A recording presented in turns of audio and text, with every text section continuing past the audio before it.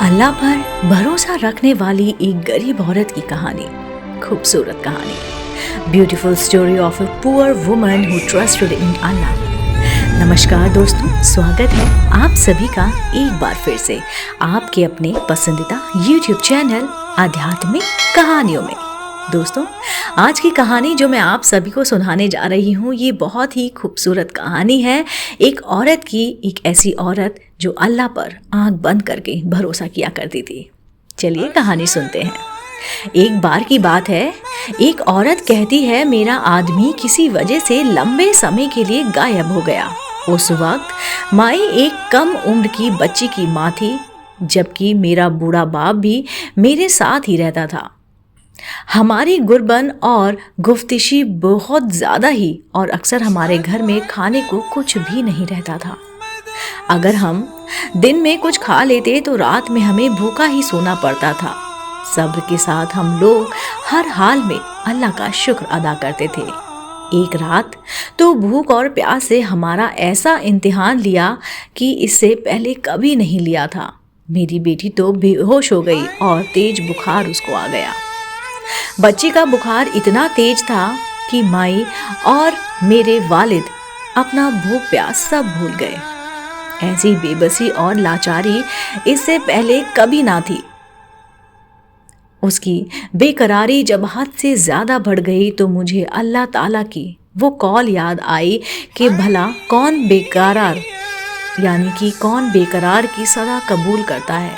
जब वो उससे दुआ करता है तो कौन उसकी दुआ कबूल करता है। जी हाँ, कौन है जो भूख, बीमारी, दुख, तकलीफ, परेशानी, मुसीबत को दूर करता है। ये सब सोच कर जब मैं सुबह को उठी तो वजू किया, पानी से पट्टी भीगी और बच्ची के सर पर अल्लाह के हुजूर नमाज के लिए खड़ी हो गई। 2 रकात नमाज पढ़ने के बाद हाथ उठाकर बच्ची के लिए दुआ की और फिर उसके माथे से पट्टी उतारकर दोबारा पानी में भिगो कर रखी और फिर नमाज के लिए खड़ी हो गई। नमाज के बाद एक बार फिर बारगाहे इलाके में हाथ उठाए दुआ के बाद फिर से पानी की पट्टी बदली और दोबारा नमाज के लिए खड़ी हो गई। अमल मैंने कई बार दोहराया। जब मैं ये सब बार दोहरा रही थी तो उसी वक्त किसी ने दरवाज़ा खटखटाया। मेरे वालिद और मैं हैरान हो गए कि भला इतनी रात को कौन आ सकता है। मेरे वालिद ने पूछा कि दरवाजे पर कौन है, तो बाहर से आवाज़ आई, मैं डॉक्टर हूँ।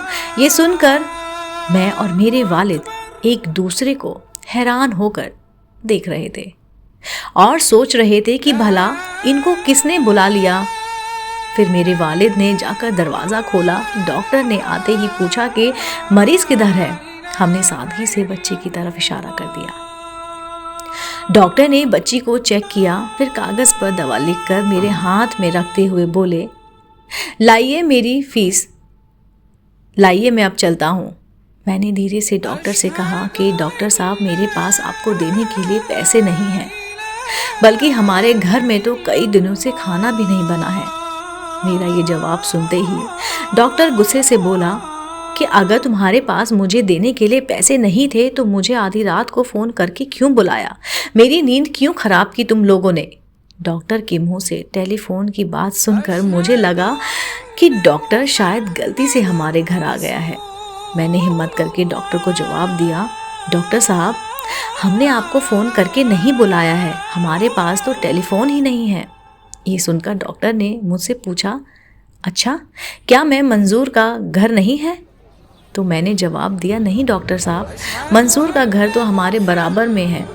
ये सुनकर डॉक्टर थोड़ा खामोश हुआ, फिर हमारे घर से निकलकर हमारे पड़ोसी के घर चला गया और हम शर्मिंदगी से खामोश बैठे रहे।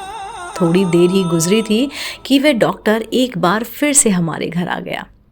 आंखों में आंसू और धीमी आवाज़ में बोला कि अल्लाह की कसम, मैं तुम्हारे घर से उस वक्त तक वापस नहीं जाऊंगा जब तक तुम्हारा पूरा किस्सा ना सुन लो।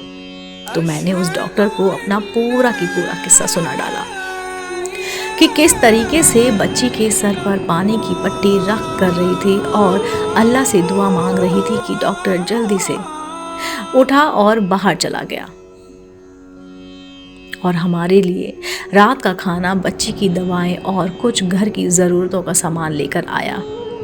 और उसने हमें ये कहा कि उसकी तरफ से हमें हर महीने कुछ पैसे उसको उस वक्त तक मिलते रहेंगे जब तक अल्लाह चाहेगा।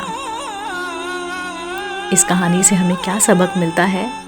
जी हाँ, ये अल्लाह पर भरोसे की कहानी है मेरे दोस्तों। चाहे कैसे भी हालात हो, हमें अल्लाह पर भरोसा रखना चाहिए। यकीनन जो लोग अल्लाह पर भरोसा रखते हैं, अल्लाह पाक उनकी मदद ज़रूर करता है। अल्लाह हम सबको समझने के और हर हाल में अल्लाह पर भरोसा रखने की तौफीक अता फरमाए। आमीन।